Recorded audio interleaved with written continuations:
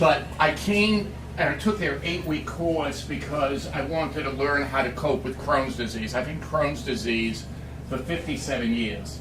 I've had 4 resections. As some of you may know, it's an inflammatory bowel disease. It's painful, it's uncomfortable on a daily basis. You can spend a good part of your day in the bathroom. I visit the bathroom 10 times a day. As a result, you become very dehydrated. And there's a huge fatigue factor. And as a result of Mike and Melissa's course, I learned how to better cope with my Crohn's, how to handle the dosing and so forth, and has made my life easier. I found that I was constantly learning new things. I really thought I knew my shit. I really did. And you take the course, and it's like there's so much information. And what's great is they allow you to take it as often as you want at no additional charge. And I've taken it about 3 or 4 times by now. I can't get through it. One of these days I'll pass. And I've learned so much, and it's helped me so much. What I didn't anticipate is I had a 40-pound cockapoo, and at the beginning of November I was bringing her in to have her teeth cleaned. It's kind of an ordeal. They anesthetize the dog, they put a tube down, all this sort of thing. They called me 15 minutes later and they said that they couldn't do it. They went to put the tube down and they found a mass on her tonsils. And it ended up being what's called squamous cell carcinoma, a very aggressive form of cancer. And they said, there's nothing you can do. It's aggressive, it's going to get the dog. They gave her a few weeks, maybe a month. I spoke to Mike and Melissa, and they recommended a CBD tincture, CBD oil. And almost from the time I gave that to her, she sprang back to life. She wasn't eating, she had an appetite. She was full of all the piss and vinegar that she usually was, and up until just honestly last week, she was doing great, and you could see the deterioration. And then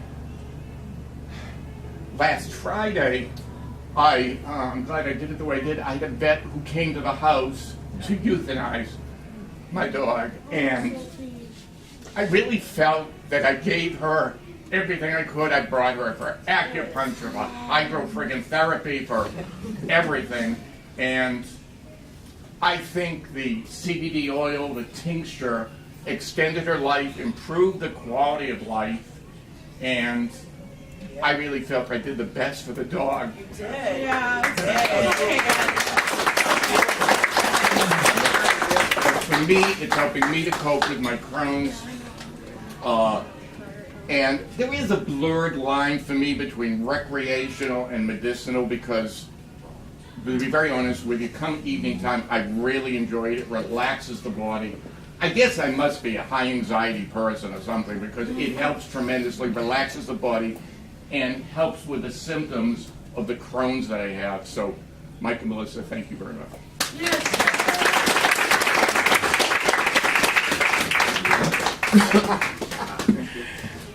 Hi, I'm Laurie. I'm an alumni of Mike and Melissa. I love everything they're doing for the community. I can't learn enough. I've come back.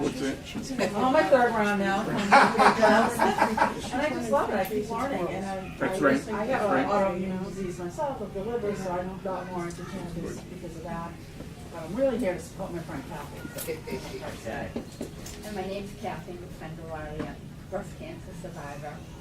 I'm just here for a lot of information, a lot of different side effects that you're left with, just morally and ethically, and just so much information to teach. So I'm here for information. Good for you, and I'm glad you're a survivor. And here's the thing: we need to scavenge for free radicals now, don't we? Yeah. I always recommend cannabis for the rest of your life, whether it's a CBD formula or whether you put a little bit of THC into it in moderation. They work hand in hand. I never use CBD alone to fight a cancer. I know a lot of people look at that in different ways, but I do this every day, and I've never had amazing success with just straight CBD. I use high-end THC combined with CBD, and then after we beat that tumor down, I keep the people on a CBD regimen probably for the rest of their lives, because that's what's going to scavenge for the free radicals for you. So you need to be on a tincture. You need to be on something, just a very mellow dose every day, just like you're taking a vitamin C. And it's going to be working wonders in your body, and it's going to stop anything from ever coming back. It's going to stop that from you being more susceptible to that. And you don't need to get high off of that. You need to just have a little bit in your system. A lot of the things that we're talking about, bringing down the inflammations and the overall aches and pains, not just your hardcore glioblastomas and stuff, but life's beating up. Little bits of cannabis, not to get wrecked, but little bits throughout the day. A puff every 4 hours is amazing. A vape every 4 hours, you're not getting blasted, but you're building yourself up inside a strength. It is turning on all of your cells that are in your body, and it's creating homeostasis. We have the endocannabinoid system in our body, and it controls your gastrointestinal system. It controls your heart, controls your blood pressure. It controls every other system in your body. In my science class this next week, I do full descriptions of how this works. It can speed things up and slow things down.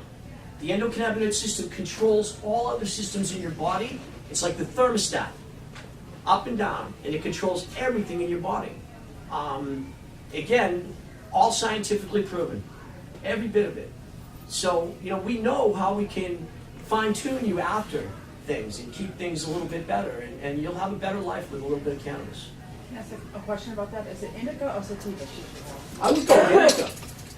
So what's wrong with, sorry, asking a question, but what's wrong with the sativas? That it promotes tonal growth? In your situation, nothing, because you've already dealt with that. But there are a lot of different folks that are working on cannabis throughout the world that are finding that THC used in different applications when it comes to an estrogen-based disease, whether it's endometriosis or whether it's breast cancer. There are 4 types of breast cancer. 2 of them are E-based, estrogen-based. If I give an estrogen-based breast cancer patient sativa oil, which you should never make sativa oil, never, under any conditions, it can grow the tumor faster. There's something about the estrogen-based, and it's the same with endometriosis, and we don't have documented medical proof because no doctors are writing this down. It's just a bunch of people trying to work their best on this and pass out information. So, do I know this for a fact? No. Would I do sativa? No. Also fibroids. I've been working with some people with fibroids, and their history is all sativa, and their fibroids got much bigger. Yeah. And now, just a very short time of working, restructuring cannabinoid therapeutics, shrinking. Wow. Yeah. So, but you're afterwards. So I'm not like I'm going to be giving this gentleman with a high THC, I'm going to be jamming him up, because that's the only way to melt that, and we can melt that. You're an everyday type, just a little bit. So I just want to draw the distinction when I say no sativa. I mean no concentrated oil sativa to a cancer patient, because sativa is a speed. It's an up medicine. It keeps you up and alert. It's great for mental health, OCD, getting up in the morning, a little bit of tincture to get you going. But if you concentrate that down and you give that to somebody as an oil, how the heck are they going to try and sleep and have their body relax? It's like, It's like yeah, go to sleep. espresso We're going to into concentrate your the speed down for you. immune system. So if wanna you be concentrate rested down and the healing. narcotic one, the indica one, I want your body to be rested. That's when you get your best results. When you get your body to calm down and you can get some sleep, it works on itself a lot better than a lot of things. And Mike, can I just say, I think a lot of people, especially middle-aged women, seem to get the notion that sativa will make them feel up, that the sun will come out, their mood will lift, they'll feel better about being so down and feeling ill. But in fact, you need to be restive to get better. And I know the perception is people are like, no, I want to feel better. And it's like, that's not the root. It's like pouring espresso down the throat of someone who needs to be in a coma for 3 days to rest their body type thing, and people, but they think like, oh, but I want that one that makes me creative and artistic and the sun comes out. But that's later when you're feeling better.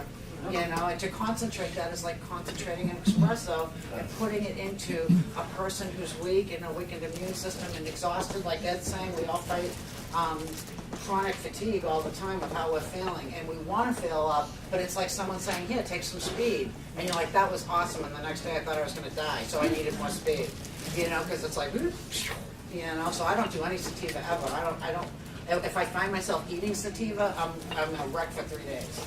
I go on a trip of no sleep, no. I hope, like Ed said, I think I'm just wired too high, and I don't need to be wired any higher. I need to come right down that ladder as best I can to relax my muscles, and so there's no picture painting for me. I don't need the sun to come out. I need to go down.